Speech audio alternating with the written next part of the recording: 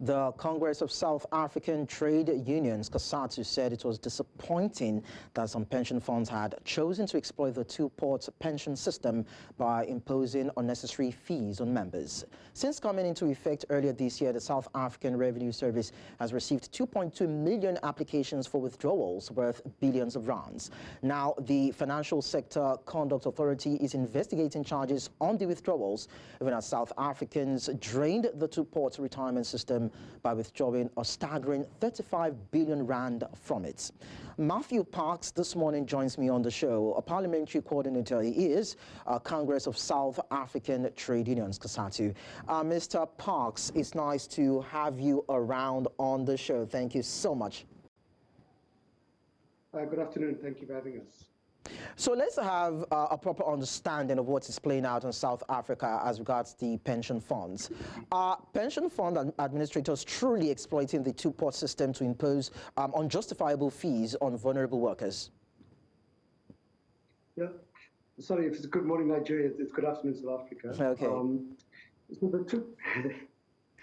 the two-pot pension reform is a COSATU initiative, a trade union initiative, to allow workers who are highly indebted, who are struggling with the rising cost of living, really struggling to take care of their families, to allow them some early access to the pension funds, to enable them to get some relief without having to resign from their work, without having them to cash out the entire pension fund. So the two-pot reforms does allow workers some access to the pension funds.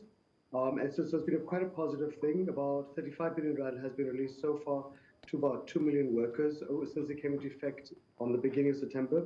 But we have seen some pension funds exploiting and abusing this situation, charging excessive fees, we think, to workers. The average pension fund is charged about 300 rand to workers wanting to access this relief. But we've seen some pension funds charging twice as much as that, and they've not been able to justify or to explain it. So I think that's the one issue. We have had discussion with our National Treasury, with our Financial Sector Conduct Authority, who oversees the pension funds, to see can we not put in place some checks and balances, some caps on what pension funds can charge and what they cannot charge, because we don't think that pension funds should be exploiting workers' poverty, misery, desperation to make a quick profit.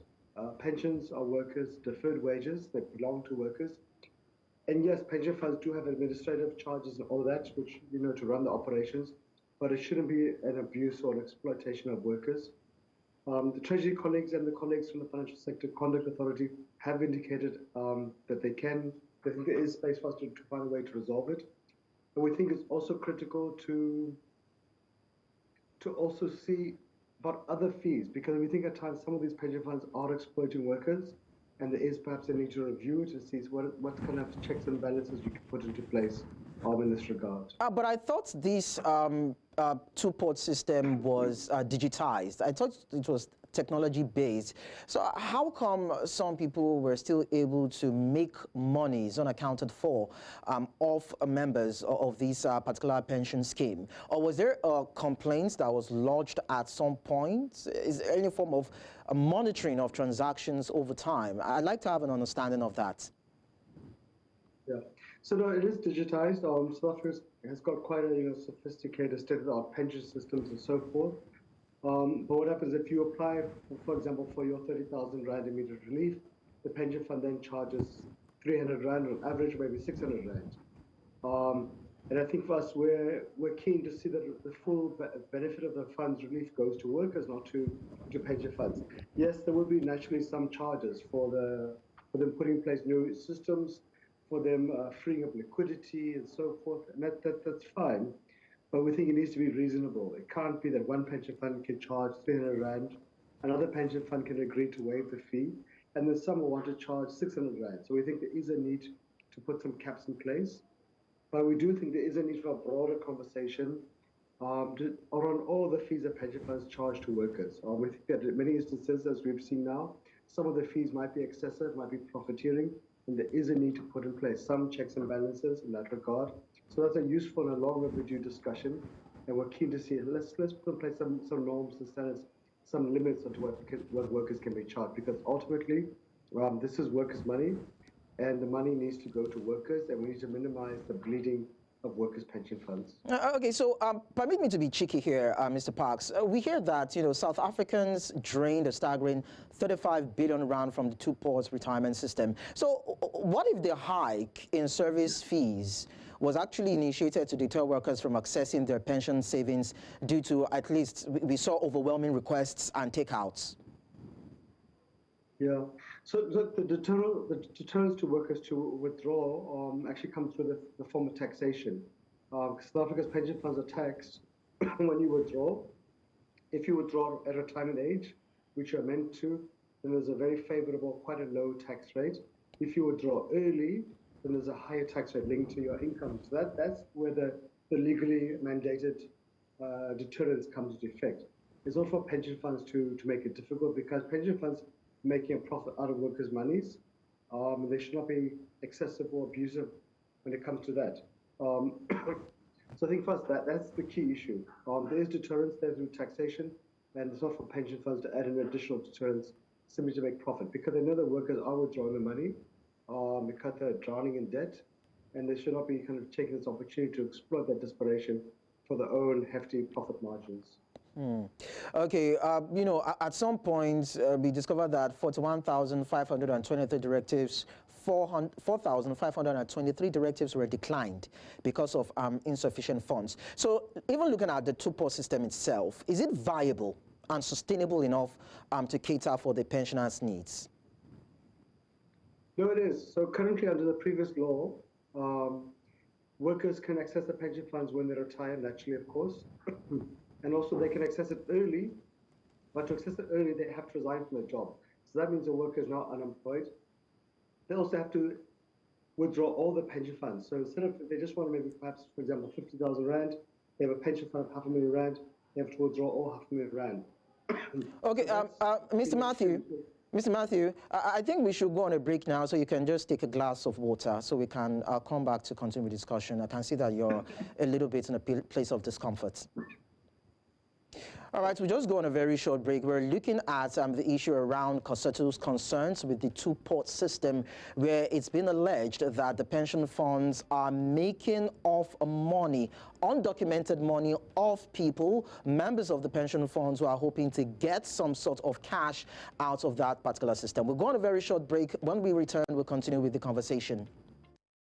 On Business Edge, we've been looking at the allegations coming from COSATU that pension fund managers are exploiting members when they are trying to access certain funds from the system. We've been talking to Matthew Perks, who is the Parliamentary Coordinator for COSATU. Mr. Matthew, thank you so much for staying around. I want to believe that you're feeling much better now. So earlier on, you were talking about the viability and sustainability of the system itself. Looking at the overwhelming requests being made by members and the fact that it's being exploited, so to speak, by some certain pension funds. I'd like you to conclude on that before we move on. For that. So the two-part pension reforms, it addresses multiple issues. It's been a rare moment of consensus between government and business and industry pension funds. Currently, under the previous law, workers could only access their pension funds when they retire naturally. If they wanted to have early access to it, they had to resign from their job, which creates a crisis because then you're unemployed and you'll struggle to find another job in an economy with an unemployment rate of 41%. It also meant workers who might only have wanted limited relief had to cash up the entire pension fund. And so that created a crisis also that when workers reach the system now going forward, you can access once a year a third of your future savings. But in exchange for that access, and you don't have to resign, you can keep your job, we want you to remain employed. In exchange for that, 2/3 will be preserved for retirement or retrenchment in case you lose your job. So we're actually going to be saving more, about 2/3 for retirement, but also at the same time giving workers relief if they need that relief as well. So it's a fair compromise. In an ideal scenario, you might not want to do these things, but given the South African context of high levels of indebtedness, low levels of saving, high levels of unemployment, is quite a positive compromise. And I think, yes, there is a high withdrawal rate right now, but when you compare it to the annual withdrawal rate we've had for many, many years, it's actually less than that. Because most workers don't want to quit their jobs. They want to remain employed. Most don't want to cash the entire pension fund. but they want some limited relief to help pay off debts which are really overwhelming them. So it's a very positive compromise, and I think this is why we're quite excited. It's gone quite well so far. It's mostly been quite smooth and rolling out, less chaotic than we had feared it might have been.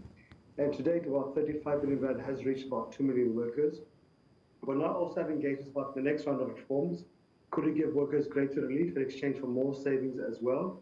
So we're really approaching it from a win-win perspective, just to boost savings for retirement, to also ensure sufficient savings for if you lose a job through retrenchments, but also for those workers who do need it and you're not forced to give sufficient relief as well to pay off debt. So it's quite a positive reform. And both ourselves as the trading movement, government, and even the pension funds are confident in the longer term, this actually achieves the right balance between ensuring pension funds support workers during their careers and also enable them to retire in comfort as well. Okay.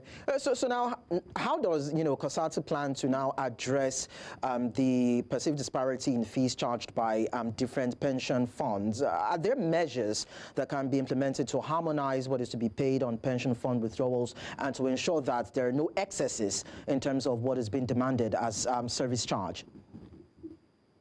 So we are having engagements with National Treasury, with the Financial Sector Conduct Authority, and the pension funds as well. The Financial Sector Conduct Authority believes they do have the powers under the current laws and regulations to set caps. We hope that it's true, because if that is correct, that is the quickest, most effective way to do so.